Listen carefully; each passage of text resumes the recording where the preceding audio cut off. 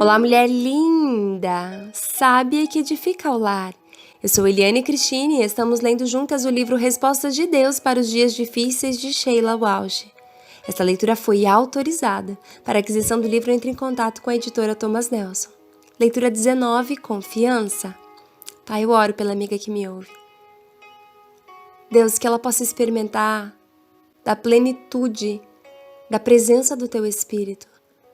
Que ela possa aprender a confiar que o nosso Deus é aquele que luta as nossas batalhas. E que não importa o tamanho das dificuldades, porque nós viveremos muitas nesta terra. A Bíblia Sagrada fala que esse mundo jaz no maligno, mas que Jesus venceu esse mundo e Ele nos deu essa mesma capacidade de vencermos as tribulações dessa vida.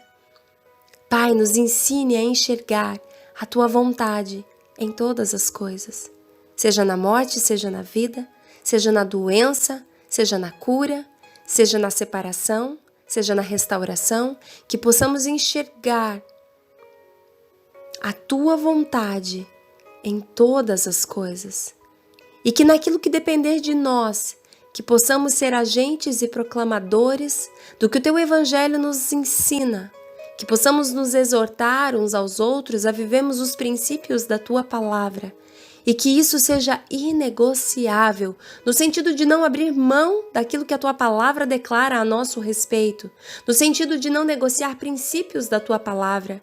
E como diz a canção da Fernanda Brum, não negociar a nossa bênção por nenhum prato de lentilha, que também está descrito lá no livro de Gênesis, a bênção a bênção de Jacó para Esaú, que não negociemos as nossas bênçãos por pratos de lentilha, mas que antes olhemos fitos para o Senhor nosso Deus, que observemos os seus mandamentos, os seus estatutos e o seu manual de vida para nós, a nosso respeito, contido na Bíblia Sagrada. Que possamos desfrutar de uma vida vivida, regida por princípios do reino de Deus. Eu oro por mulheres, em nome de Jesus. Amém. Bem para ela e bem por meio dela. O que é impressionante desse relato é a maneira como é demonstrado para nós que Deus não somente opera todas as coisas para o nosso bem, como também redime nossas vidas e ainda opera por meio de nós. Aleluia. Por exemplo, a samaritana tinha a reputação de alguém que ia de homem em homem. Após se encontrar com Jesus, ela não somente mudou sua vida pessoal, como também passou a mudar a vida dos outros. Tornou-se uma evangelizadora na vila de Sicar. Só que ela deve ter se preocupado com que seu passado e toda a vergonha que carregava afetariam sua credibilidade. Sabia qual era sua reputação e como isso afetaria o modo como as outras pessoas a encaravam. Então o que ela fez foi muito interessante. Ela disse àqueles que a escutavam: venham ver um homem que me disse tudo o que tem feito. João 4:28.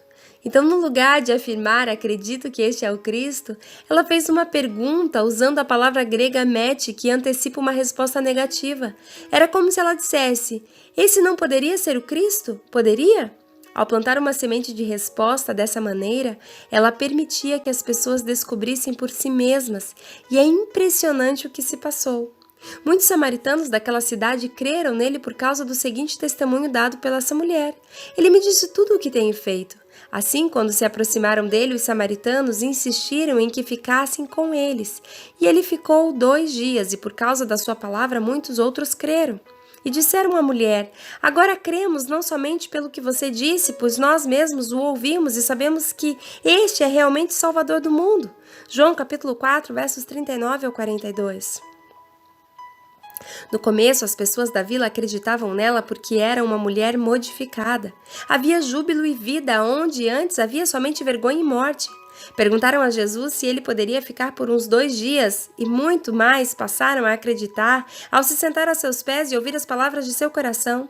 Se formos honestos com nós mesmos, admitiremos que somos todos, em certo grau, essa samaritana.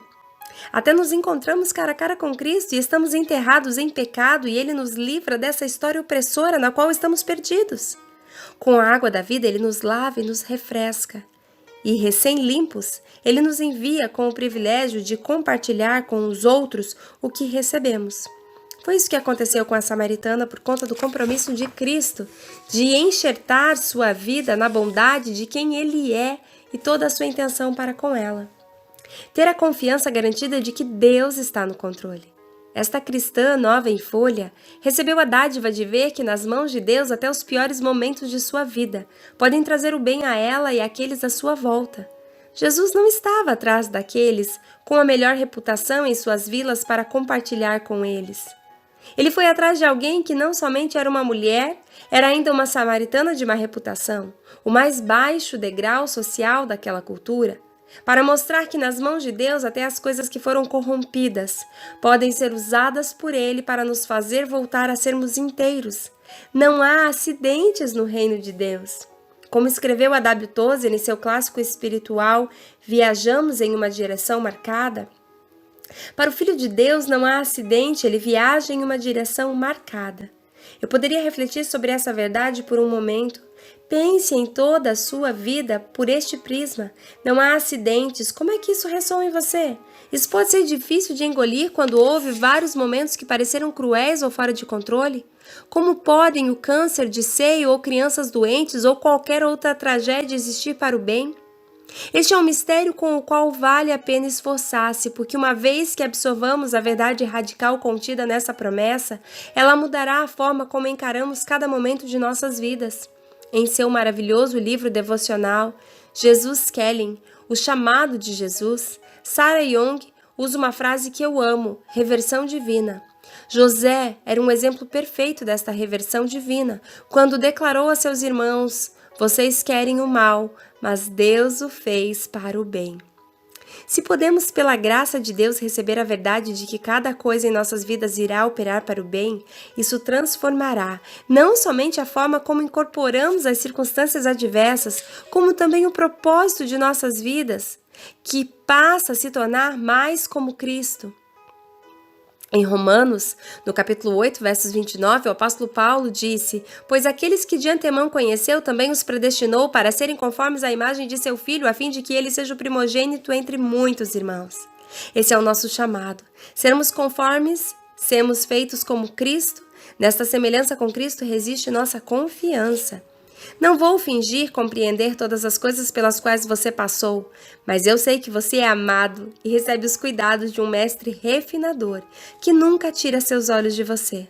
Ao longo das eras, todos aqueles que encontraram Cristo compreenderam isso. Lembrei-me disso quando lia o livro de Robert Morgan, The Promise, A Promessa, sobre a vida de Amy Carmichael, como missionária na Índia. Um dia, Amy levou algumas crianças para ver um ourives refinando ouro. Estava sentado à beira do fogo de carvão e havia feito um pequeno cadinho a partir de 2 telhas. No cadinho, ele depositou uma pequena pepita de ouro cercada por sal, um tamarindo e pó de tijolo queimando.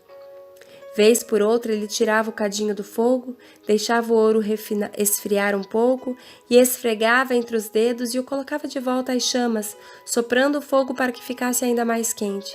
Eu não conseguia aguentar tão quente no começo, mas consigo agora, explicou às crianças. Por fim, Amy perguntou: como é que você vai saber quando o ouro está purificado? O refinador respondeu: quando eu puder ver meu rosto, nele ele está puro. Uau, glória a Deus! Quando você puder ver Jesus na sua vida e não mais você refletida no espelho, é então aí que nós estaremos purificados. Nós precisamos ser então imitadores de Cristo. Cada dia, pequenos Cristos, cada dia sendo transformadas de glória a glória, em glória, até aquele grande dia onde nos estaremos diante dele face a face. E aí poderemos ver a sua face, o seu esplendor, a sua glória, a sua magnitude. O Rei dos Reis e Senhor dos Senhores nos chama para esse encontro, para esse grande dia. E até que esse dia chegue, todos os dias precisamos, cada dia, passar pelo fogo, para que possamos cada dia refletirmos um pouquinho mais dele, em obras, em atitudes, em comportamento, temperamento, como você quiser chamar. Precisamos ser semelhantes a ele, precisamos ser imitadoras dele. Não é fácil. Ninguém disse que seria. É passar pelo fogo, é ser esmagado todos os dias. É menos de mim e mais dele todos os dias, menos de mim e mais dele todos os dias, todos os dias. E mesmo quando a minha justiça própria, quando o velho Adão, quando o meu ego quer sair, quer falar mais alto, eu preciso lembrar que é menos de mim e mais dele, menos de mim e mais dele, menos de mim e mais dele. Aleluia. Menos de mim e mais dele sobre a tua vida, minha amada. Menos de você e mais do Senhor. Até você se tornar a semelhança de varão perfeito, como diz o Evangelho, as cartas de Paulo. Se tornar a semelhança ao varão perfeito que é Jesus Cristo. Nós precisamos ser imitadoras de Jesus. Se permita ser lapidada nesse fogo. E o fogo queima, e o fogo arde, o fogo dói. Sim, nós passamos por muitas provas, mas precisamos entender que todas elas se convergem para a glória de Deus. Nem todas as provas, nem todas as dificuldades que enfrentamos são vontade de Deus para a nossa vida. Muitas delas são escolhas nossas, muitas delas são frutos do acaso, muitas delas são consequências, muitas delas também são fruto do propósito de Deus a nosso respeito, sobre a sua vontade soberana e absoluta. Mas o que precisamos entender é que todas elas convergem para a glória dele, para o aperfeiçoamento dos santos. Você precisa buscar a santidade do Senhor. A Bíblia fala: sede santos, pois eu, o Senhor, sou santo. E a Bíblia fala também que sem santidade ninguém verá a Deus. Se você deseja ver a Deus, se você deseja ser mais parecida com Jesus, é necessário que eu te diga: menos de você e mais do Senhor todos os dias sobre a tua vida. Um grande beijo, Deus te abençoe e até a nossa próxima leitura.